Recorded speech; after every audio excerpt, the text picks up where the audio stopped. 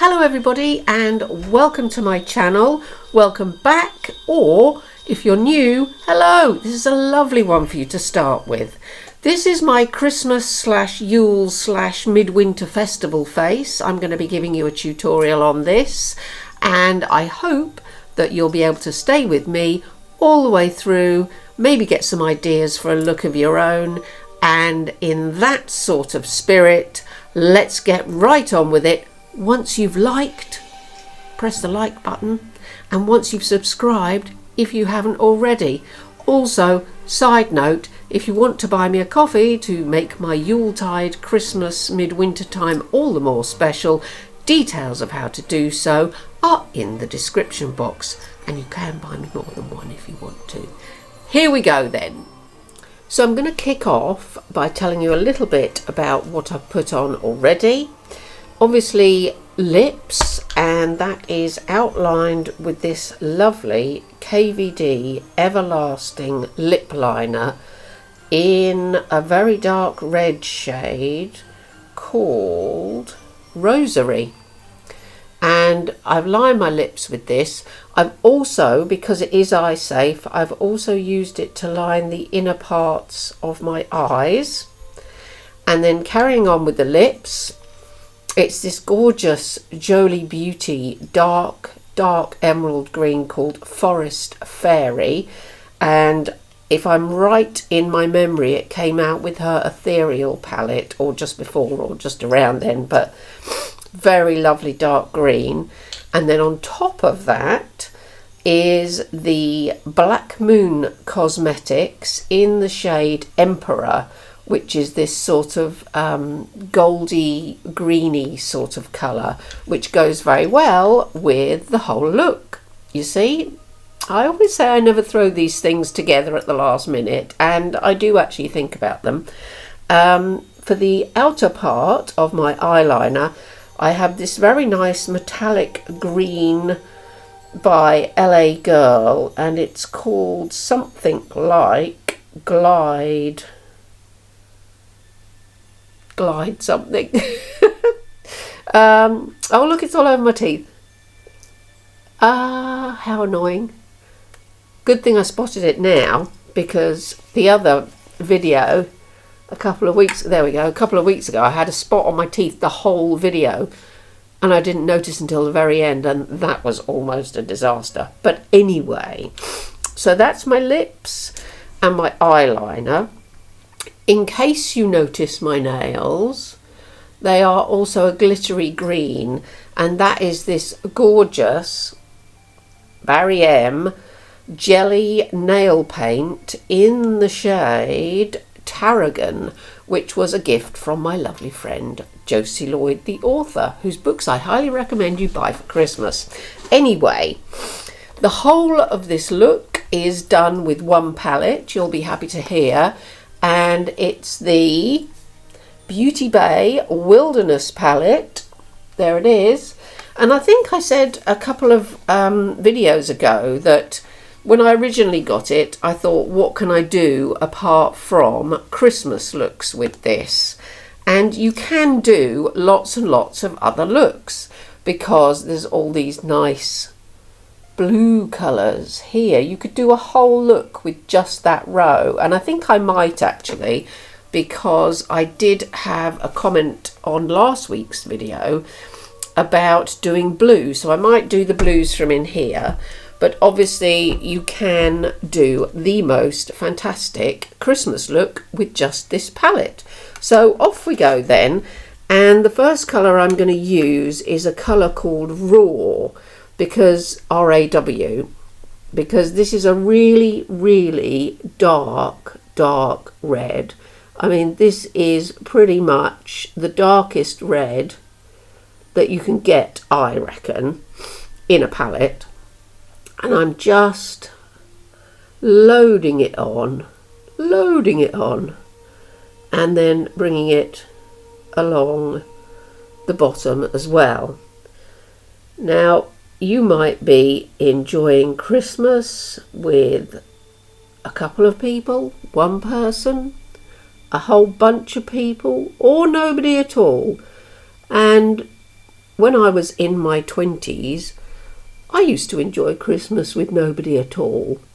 Sit in bed, bottle of something, 200 cigarettes, tin of Quality Street, television, happy as Larry. But there are people who enjoy this time of year with friends and family, and fair enough is my view. If that's what you want to do, that's fair enough. I always think a lot of Christmas is a bit of, just making you spend money, which of course it is. Anyway, the next red colour is a colour called Poppy, and that's a much brighter red. So I'm just going to go in and blend out the raw colour with this lighter and more subtle red. And I did read somewhere that the Father Christmas being red with a white fur on his collar and hood, etc., comes from when Coca-Cola started advertising with paintings of Father Christmas in just such a suit. But I also read that it comes from the wild hunt of Odin and the Norse gods, when they used to wear the skins of animals that they had recently skinned inside out, so you would have the red of the bloody skin and the white of the fur sticking out round the edge. So, take your choice. I know Odin and his brethren are central to a lot of northern European Christmas legends around this time of year, because of course Christmas is it's like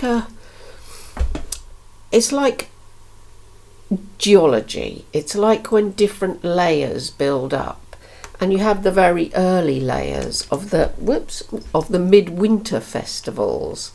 And Midwinter, of course, is the winter solstice in the northern hemisphere at the end of the year. I'm just blending this with a very fluffy brush just to get it going out to the side. And the solstice, for me, is, and for a lot of other people, is where the new year really starts, because it's the shortest day of the year, it's the darkest day of the year, and it's the year when it's over that you know the new year is come. Everything starts to get lighter, the days get longer. You might not notice it, but they do. And it's on that day of the solstice that I personally just feel the year turning under me and the new year starting. So the Midwinter festival, as I say, is something which is quite inbuilt into us, I think. I'm just going to put a little bit more of this nice dark red in here and just make sure I'm not going overboard at the same time. So obviously, being in the northern hemisphere, we are deeply influenced by the lovely Romans and their customs and traditions, and they have a number, or had rather a number at this time of year. Saturnalia around the Christmas period, where everybody would be eating and drinking and carousing and having fun and exchanging presents and decorating their houses with evergreen branches, which again is something that the Germanic and Norse people did as well. It's just to show that nature is still there, even though you might not think so in the very depths of winter. Bring them into your home and it will act as a sort of, let's just bring this, oh, I'm sorry, I didn't tell you, this is called ivy. Coincidentally, this dark green is called ivy, and we're just going to put a bit here, bring it around here like so, and put a little bit under this red here. Let me just wipe that on my tea towel. So yes, so you bring the evergreens into your home, and you're encouraging nature to reappear, to be reborn. Now I'm going in with eucalyptus, which is a slightly lighter green. Just going to take it around the edge there. Just lighten it up a fraction. And try and blend these into each other. I'm going to go back in with my red brush, just to try and blend the green and the red together without making it turn brown. There, that's not too bad there. And then I will go in with the very lightest green. Well, it's not the lightest green, it's the lightest greeny green in this palette, which is called Leaf. And I'm just going to try, by wiping it, to get it... Oh! I keep kicking the camera these days. I don't know what's going on. There we are. There, that's a bit better. Little bit of fallout, not much. See, I've completely lost my train of thought there. Anyway, I'm going back in with this dark brush, and I'm just going, I'm not putting any product on it. I'm just going to try and equal up. I'm looking down there because I've got the other mirror down there just to try and help me. And hopefully it's going to help you too, if I can look straight on. Da, da, da, da, da, da. Yeah. And I don't know where I was now in my train of thought, but I was saying that Christmas is like an accretion of myths and stories and customs. Gift giving, we've already decided, was something that the Romans had.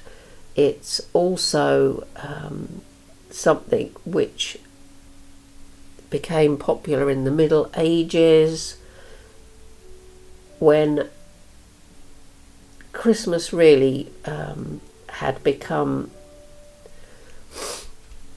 settled in its date. There was also a Roman festival called the Festival of the Sol Invictus, or the Invincible Sun, and that was a festival which a lot of people see as the precursor to Christmas, because obviously Invincible Sun, Son of God, that sort of thing is gonna build and build and build. So when the Roman Empire became Christian with Constantine, Christianity and pagan, as they are known, religions had to sort of rub along, however unfriendly they were towards each other. If you could meld them together, then people would just really accept the customs as being part and parcel of each other. So if you're having a Midwinter festival, which obviously most Northern Hemisphere countries did, and you realise that the new religion that's just building up around you has the birth of that God as well at the same time, double celebration, everybody's happy. So it's just a sort of, as I say, an accretion, a building. I'm just taking this lovely glittery colour called lime from the palette, and I'm putting it here. It's such a nice shimmer, these, and such lovely quality, these Beauty Bay shimmers. We're going to go back to the red in a second and give that a bit of a boost. But let me just get this going here also. There we are. Yeah, so the birth of Jesus and the birth narratives feed into a lot of Christmas carols, and Christmas carols take over from Midwinter songs and celebrations. You've got your wassailing, you've got all sorts of things going on. Let me just get this right. That we see today, that we just take as always having been there, when in all honesty they haven't always been there. They've just built up over thousands of years. So I'm now taking this colour called Heat, which is this very sort of subtly glittery red, and I'm just adding it to our dark red colour here, and I'm going to put it along the bottom, and I'm going to bring it down a fraction as well, just to give a little bit of something, because I know a lot of looks this time of year include a lot of gold, and I'm not really a gold sort of person unless it's very, very subtle, which I think this one is. Yeah, and we just blend this up a bit here. And you know what, I think I might put a tiny bit of the red glitter across here as well, just to give it a bit of something. So if you're not a great fan of Christmas, you're not alone. And I, for one, enjoy parts of it and not other parts. I'm just going to put some collection fast stroke long wear liner on. Hold your breath. And do my wing. And the key to this, of course, if you have hooded eyes, is relax your eye.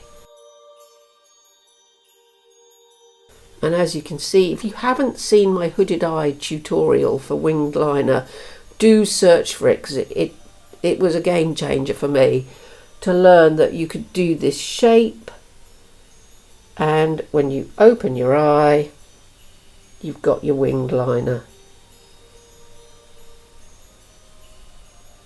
There we are. I'll just fiddle about with it.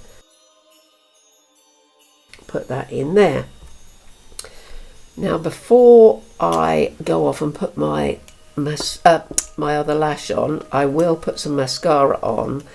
And quick sidebar, the other thing about Christmas that I enjoy is some of the movies. And there's one movie, well, there's two actually, that if you haven't seen, you need to, and your life is incomplete until you have. And the first one is a black and white movie. There is a colorized version, but I don't hold with colorizing black and white movies unless it's something like, oh, what did I see the other day? Metropolis, that silent movie that was colorized. That was unreal. But anyway, this particular Christmas film, I can't remember when I first saw it, but it's called It's a Wonderful Life, and I cry all the way through, basically. If you haven't seen It's a Wonderful Life, it stars James Stewart as the hero, and his life takes a turn for the worst. It really does, and it gets to Christmas Eve, and he doesn't want to live anymore. He really doesn't. It's that bad, and he basically throws himself into a river, and the whole movie is about what happens after that, how he learns what the world, his little part of the world, would be like without him. And it's one of the most wonderful movies ever made, ever in the history of movies. I'm just taking my tattoo liner just to tidy this up. And the other film, which is both hilarious and thought-provoking and really quite sad in part, is Gremlins. So if you haven't seen It's a Wonderful Life or Gremlins, I highly recommend that you either go out and buy a DVD or look on your movie providers to see if they have either film and watch them immediately. Right, stand by and I will go and put my other lash on, make sure that this is vaguely symmetrical, and I'll be right back. So this is my ancient inspired Christmas look. I've given it a little bit of a nose stripe there in homage to our Wild Hunt and Odin myths that we spoke about earlier. I've given it a little bit more glitter down here of the green variety, and I'm wearing my Christmas spider, which was made for me by lovely Sannies. And the Christmas spider is a story that you can look up online, and it's a lovely, lovely story, and I highly recommend that you do. So it just remains for me to say I hope you all have a lovely Yuletide, a wonderful celebration of this midwinter time. The year has turned, everything's going to start to grow, the new life of the new year is awakening, and around us we'll see traces of bulbs coming through and leaves starting to bud on the trees, and everything just seems so full of hope and promise at the start of the new year. So do try and take some of that from me if you're down in the depths of a bit of let's just call it Christmas blues, shall we, because I can appreciate what that's like. Don't forget to like and subscribe, which obviously I reminded you to do at the beginning, but if you have forgotten, do it. Look after all your pets this time of year. Don't give dogs any chocolate, but do give cats some expensive tuna. Have a lovely, lovely Yuletide. Felicitations to one and all. I'll see you very soon, and in the meantime, stay strange, everybody.